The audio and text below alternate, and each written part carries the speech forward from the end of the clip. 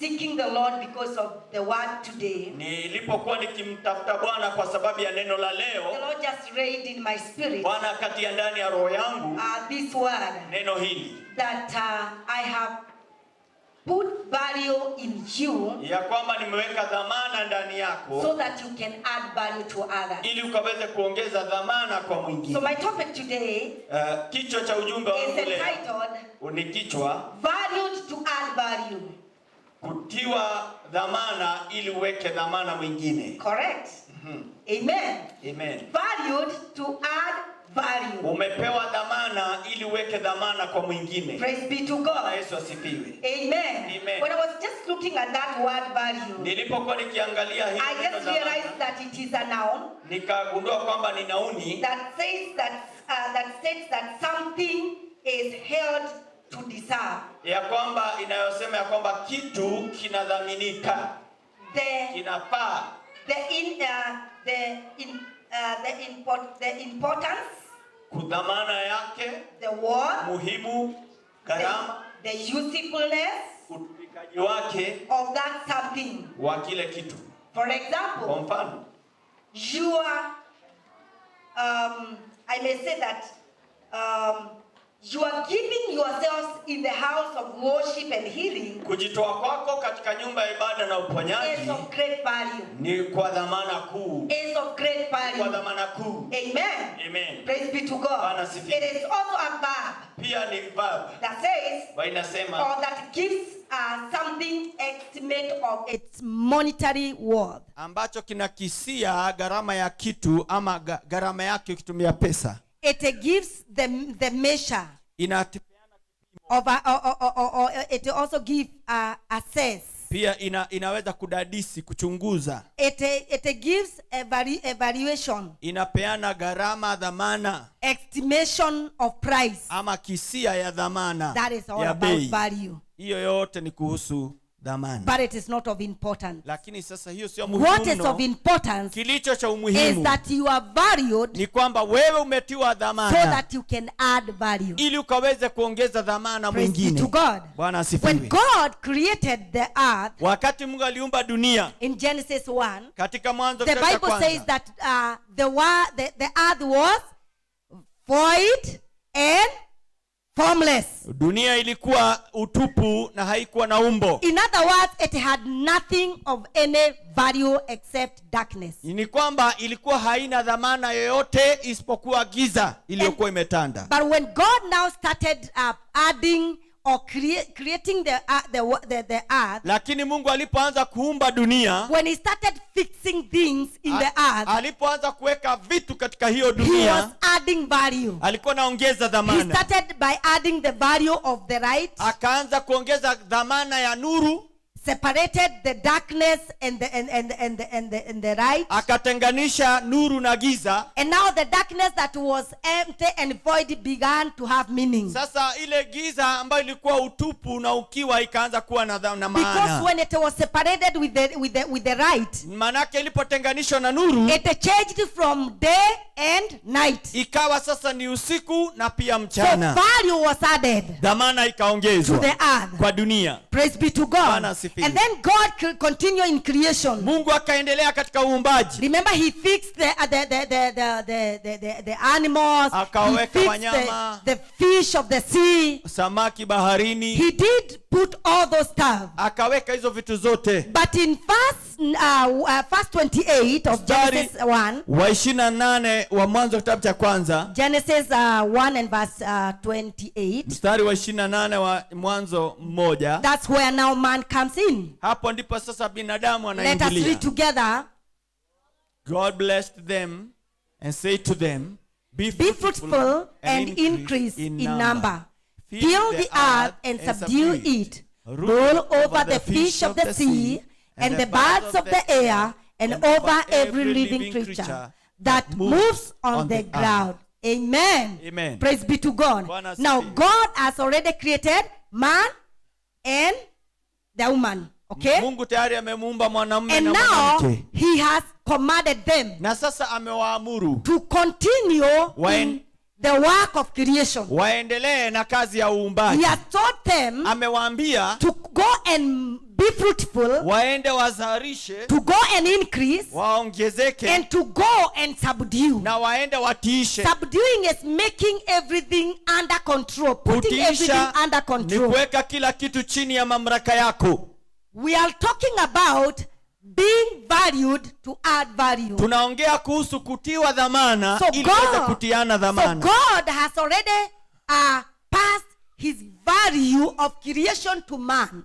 Tayari Mungu amepisha dhamana yake kwa mwanadamu. And he has given him the mandate Amempa jukumu to continue, kuendelea, adding value kuendelea kuongeza to his dhamana creation. kwa maumbile ambayo And he has ameyaumba. given him power and Amempa authority. nguvu na pia mamlaka. And he has given everything in his hands Amempa kila kitu mikononi to mwake, put the value kuweka dhamana that thing should have. ambacho kile kitu kinafaa kuwa nayo. Remember, man is given the opportunity even to name all the animals. Kumbuka mwanadamu pia amepewa nafasi ya kuwapa majina wanyama And the wote. Bible says Na Biblia that inasema whatever Adam called anything, chochote alichokipa jina, so it is called even up today. lile jina likadumu hata What leo. is the meaning of that? Hiyo ni maana yake It is nini? adding value. Ni kuongeza It dhamana, is adding ni value. kuongezea When dhamana. he called an elephant, Alipoita ndovu ndovu, that name elephant gave the animal value. lile jina ndovu likampa yule mnyama dhamana. Praise be to God. Bwana Yesu asifiwe. Praise be to God. Bwana asifiwe. And when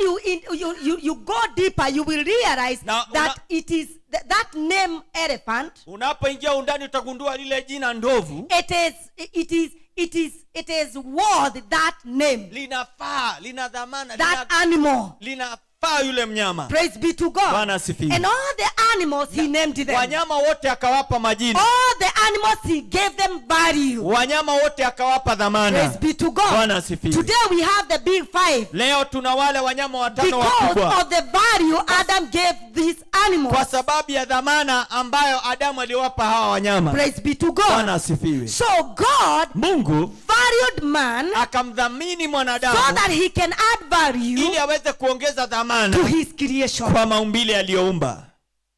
Can I come closer? Ni kuja karibu zaidi. When we come to the house of God, Tunapokuja katika nyumba ya Bwana, there are people who took their time kuna watu walichukua muda wao to put the decorations we see all over, kuweka marembesho ambayo tunaona kila to mahali, put the banners and the vision, kuweka haya mabango na pia maono, to do the screens, kutengeneza, kuandaa hizi screens, to clean the house, kusafisha nyumba hii, to put beautiful tables that I can see in front of me. kuweka meza nzuri ambazo naweza ona mbele yangu. And as far as I'm concerned, Na kulingana vile that ninavyohusika, is adding value to the house of God. kuongeza dhamana nyumba ya Mungu. Praise be to God. Bwana asifiwe. If you look at how you have dressed, Ukiangalia vile ambavyo umevalia, you have really matched.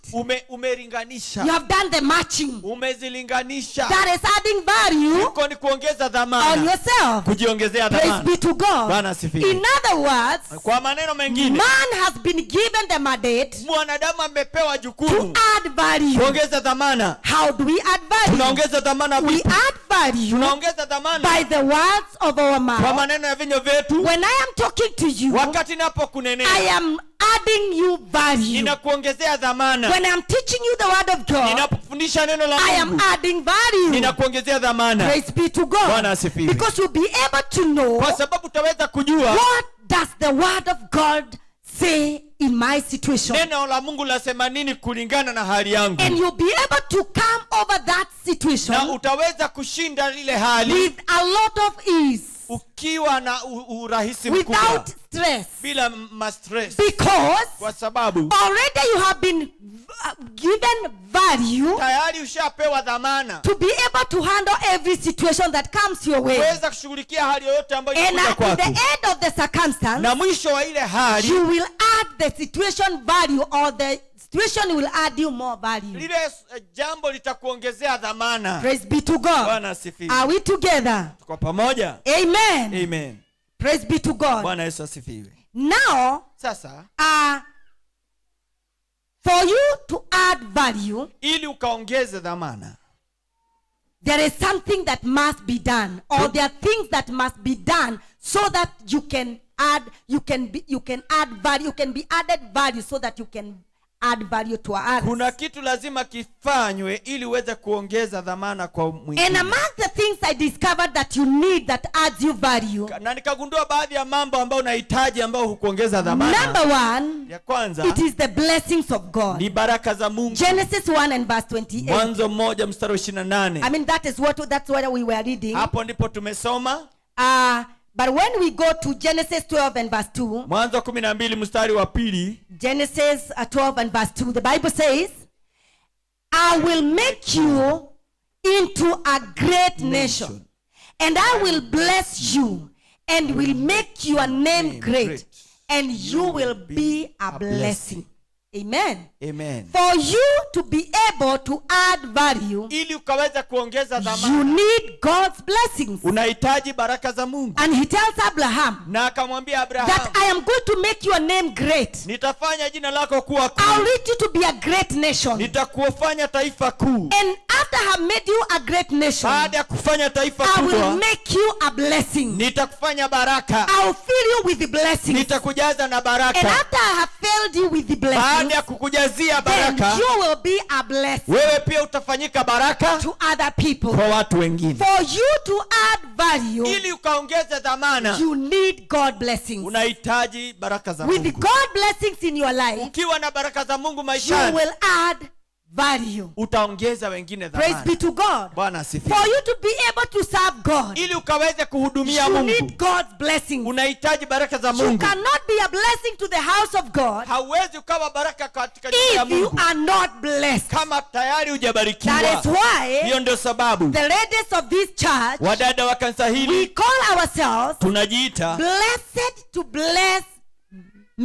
ministry. Huduma ya waliobarikiwa ili wabariki. Because we have already been blessed. Kwa maana tayari tumebarikiwa. And because we have already been blessed, na kwa sababu tayari tushabarikiwa, then we can be a blessing to others. Tunaweza kufanyika baraka kwa wengine. What a good name. Ni jina nzuri jinsi gani. Praise be to God. Bwana asifiwe. So you need God's blessings. Unahitaji baraka za Mungu, so that you can be a blessing, ili ukawe baraka, that in return will add value, ambayo baadaye itaongeza dhamana, to the house of God, kwa nyumba ya Mungu, to your family, kwa familia yako, to the nation, kwa taifa, to the society, kwa jumuiya, to your neighbor, kwa majirani, to your place of work. kwa mahali pa kazi. When you are blessed, wakati umebarikiwa, you will be a blessing, utakuwa baraka, and you'll be adding value, na utaongeza dhamana. Amen. Amen. Praise be to God. Bwana asifiwe. Proverbs 27:21. Mithali 27 mstari wa 21.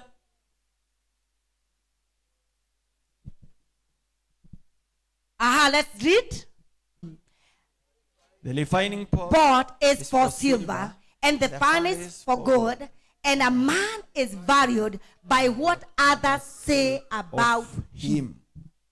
That tells me, hiyo inaniambia, what do you say about me? Wewe unasema nini kunihusu? It is very important. Ni muhimu what you say about me. Unayosema kunihusu. Because what you say about me, manake unachosema kunihusu, gives me value. Kinanipa dhamana. Gives me value. Kinanipa dhamana. If you talk ill against me, ukisema maovu kunihusu, you are diminishing my value. Wewe unapunguza dhamana yangu. That is why as people of God, kama watu wa Mungu, we have been called to be a blessing. Tumeitwa kufanyika baraka. And with our mouth, na kwa midomo yetu, speak a blessing. Tunene baraka. Because when you speak a blessing, unaponena baraka, then that blessing stick to that person. Hiyo baraka inaenda kwa yule mtu. And that person becomes a blessing. Yule mtu anafanyika baraka. Amen. Amen. And a blessing will add value to that person. Baraka itaongeza dhamana kwa huyo mtu. Hallelujah. So people will give you value. Watu watakupa dhamana.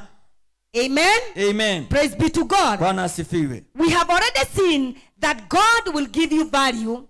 Tayari tumeona kwamba Mungu atakupa dhamana. But we have also seen that also men will give you value. Na pia tumeona kwamba wanadamu watakupa dhamana pia. Hiyo ninatuambia that you need to be careful how you relate with people. Kuwa mwangalifu vile unavyohusiana na watu. You need to be careful how you relate with the people. Kuwa mwangalifu vile unavyohusiana na watu. If you are a person kama wewe ni mtu who keep on quarreling other people, ambaye kazi yako ni kukwaruzana na watu wengine, you are diminishing their value. Wewe unapunguza dhamana. You are not adding them value. Hauwaongezei dhamana. Remember there is quarreling people. Gundua kwamba kuna kule and there is rebuke. Na kuna kukemea. By the way, rebuke adds value. Kukemea huongeza dhamana. Are you aware? Are you aware? Yes. Unafahamu When you want to add somebody value, wakati unataka kuongezea mtu dhamana, and you realize that that person is not doing the right thing, na unagundua yule mtu afanye jambo linalofaa, when you rebuke that person in love, ukembeapo yule mtu kwa upendo, when you rebuke that person with dignity, unapomkemea ukiwa na heshima that person deserves, ambayo yule mtu you anastahili, are adding value. unamuongezea dhamana. You are adding that person value. Unaongezea yule mtu dhamana. Praise be to God. Bwana Yesu asifiwe. So it is always good to rebuke in love. Kwa hivyo ni vizuri kukemea kwa upendo. And don't hate to be rebuked. Na usichukie kukemewa. The person who hates rebuke, yule mtu ambaye anachukia kukemewa, he does not love value. Yeye hapendi dhamana. Or he brings down his value. Ama anashukisha dhamana yake. Because when you are not a person of integrity, kama wewe si mtu ambaye, when you are not walking with wisdom, kama utembei katika hekima, your value goes down. Yako inapungua. Your value goes down. Did you know? Je, wajua? There are people whom you don't want to come close to. Kuna watu ambao hautaki kuwakaribia. There are people when you are near them you just feel like freezing. Kuna watu ukiwakaribia unajihisi kwamba utafreeze. Because one thing you know, kwa sababu kitu moja unajua, that person will not talk anything that will encourage you or lift you, but diminish you. Yule mtu hataongea chochote cha kukuinua, cha kukujenga, kazi yake ni kukushusha. Amen.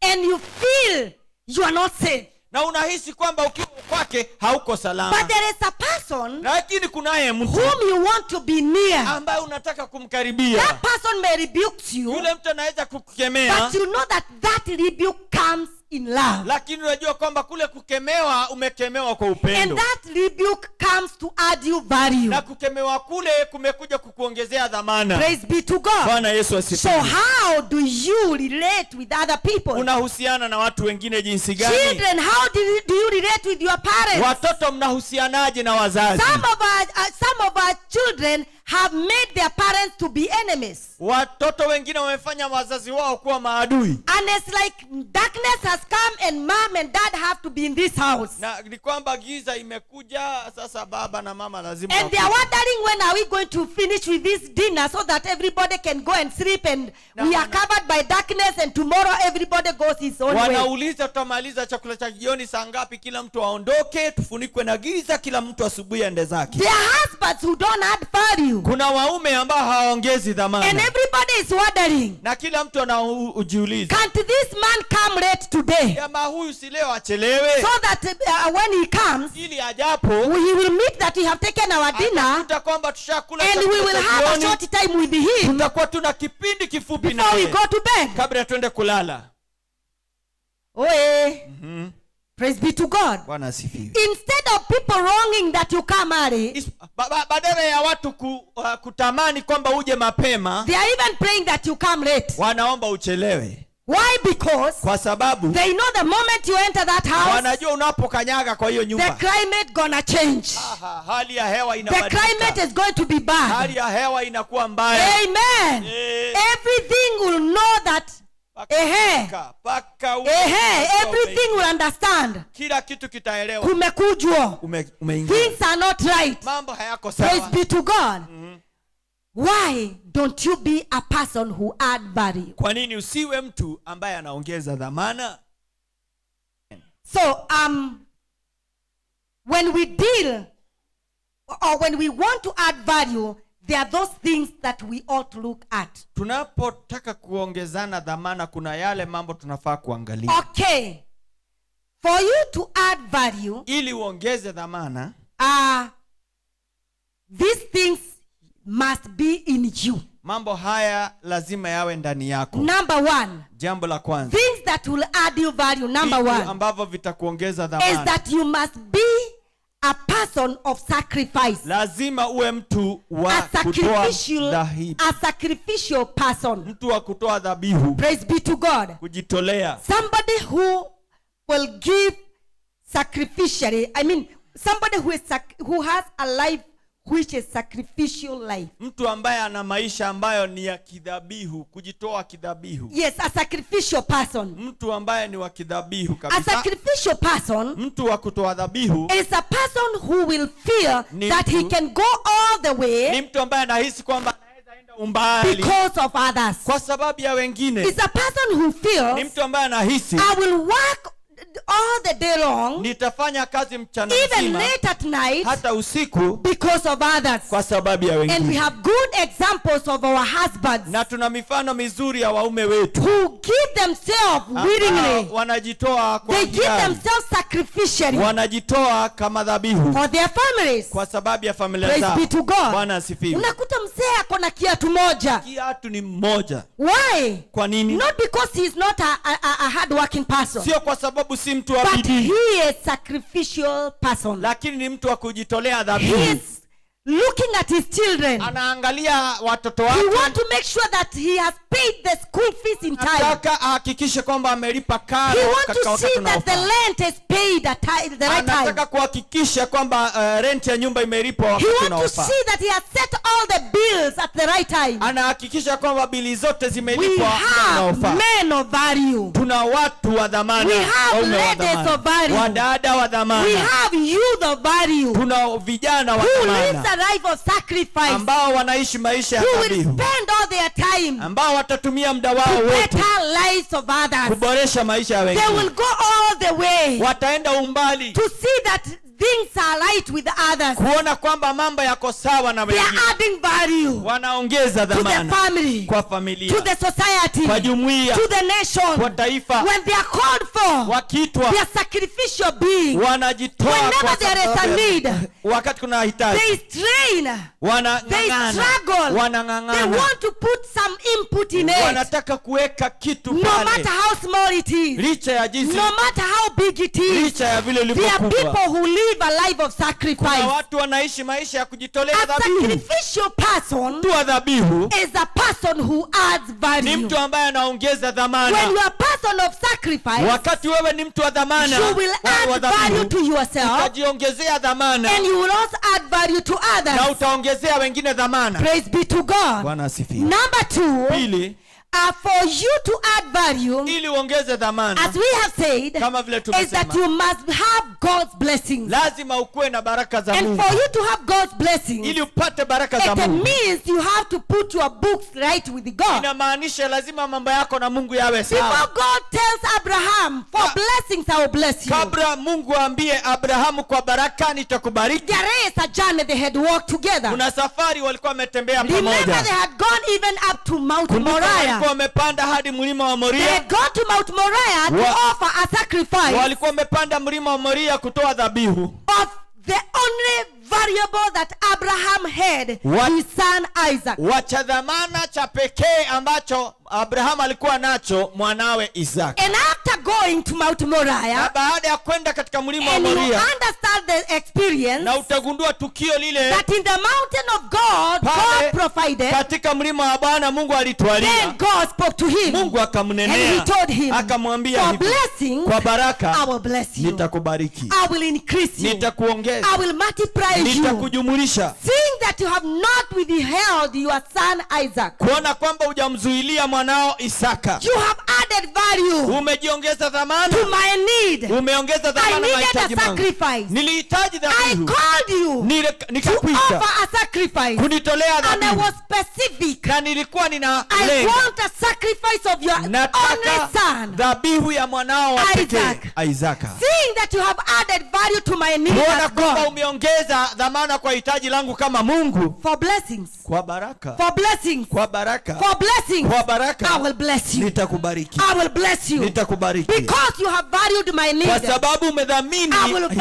value langu, your need. nitadhamini I will hitaji lako, increase you. I will nitakuongeza, multiply you. nitakujumulisha. In Jesus' name. Kwa jina la Praise Yesu. be to God. Bwana asifiwe. So for you to be able to add value, Ili uweze kuongeza dhamana you wengine, must connect well with God. lazima uunganishe You vizuri must na hook Mungu. up with God, God of blessings. Lazima uungane na Mungu wa baraka, God who adds value. Mungu ambaye huongeza You dhamana. must connect well with Him. Lazima uungane vema na So yeye, that such as he has, ili kile alichonacho you will have. upate. Are we in agreement? Praise be to God. Bwana asifiwe. So when you have good relationship with God of blessings, wakati una uhusiano mzuri na Mungu wa baraka, God towards value, Mungu ambaye huongeza dhamana, then you'll be of value. wewe utaongezewa dhamana. Amen. Amen. If you want to measure the value that you have, kama ungelipenda kupima dhamana ulio nayo, praise be to God, Bwana asifiwe, see the value you have given your God. angalia dhamana ambayo umempatia Mungu What wako. is the value that you have given your Wewe God? umempa Mungu dhamana How gani? much is worth of your God? Wewe Mungu wako ana dhamana gani? Praise be to God. Bwana The asifiwe. worth that you have given your God, Dhamana ambayo umempa it Mungu is wako equivalent to the worth that you are worth. inalingana na dhamana uliye wewe. So the value that you have Dhamana ulionayo is equal to the value you have given to your God. inalingana na dhamana ambayo umempatia Mungu wako. Is that true?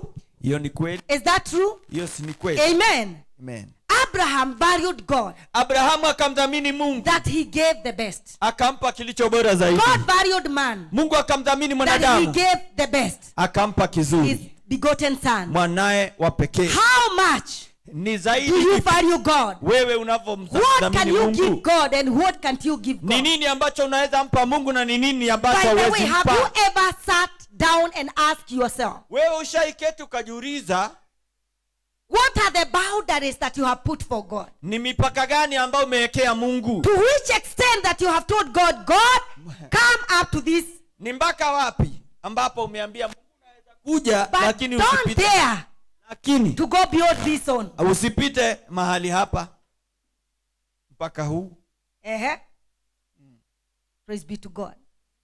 What is the value Dhamana ni gani that you have for your God? ambayo unayo kwa Mungu wako? The same value that you have for your God, Dhamana ile ile ulio nayo kwa Mungu wako that is the same value that you have. ndio ile ile dhamana ambayo ndio That wewe. is your value. Hiyo ndio dhamana yako. Praise be to God. Amen. Number 4. Ya nne, Number 3, sorry. Number 3. ya tatu, Things that you need so that you can add value, vitu ambavyo unahitaji ili uongeze or dhamana. things that when they are in you, you Ama will be of value, hizi vitu zikiwa ndani yako wewe unafanyika wa is dhamana. that you must be available for God. Lazima upatikane kwa sababu ya Mungu. Luke chapter number 1 and verse 38. Luka 1 mstari wa Availability for God. wewe How upatikane. available are you for God? Wewe unapatikana vipi kwa Mungu? 38. 38 tafadhali. Before that, this is the story of Mary, Sasa who was betrothed to be married by Joseph. huyu ni Mariamu ambaye alikuwa amechumbiwa kuolewa na Yusufu. And an angel has appeared to him, to Malaika her, amemtokea, and he has given him greetings. amempa salamu. And the greetings were not normal greetings. Salamu ambazo hazikuwa salamu za kawaida. And when they conversed with the angel, Wanaponeneana na she was malaika, given the news akapewa that she habari has been favored. ya kwamba amepewa She has habari, been valued amepewa to dhamana, bring value to the world kuleta dhamana kwa by dunia, bringing kwa forth the Savior. kumzaa Mwokozi. Amen. Amen. Mary, Mariamu, in verse 38, mstari wa 38, Luke 1:38 says, Mary then akasema, Mary said, behold, the the maid servant of the Lord, let it be done to me according to your word. And the angel departed from her. Praise be to God. Bwana asifiwe. When she was told that she has received favor Baba amepokea to kibali bring forth the Savior, kuweza kumleta she Mwokozi, accepted. akakubali, She was available for the call. akawa amepatikana kwa sababu ya wito, And because she was available for the na call, kwa sababu alipatikana kwa sababu ya she wito, became akafanyika the mother of our Savior Jesus Christ. mama ya Mwokozi.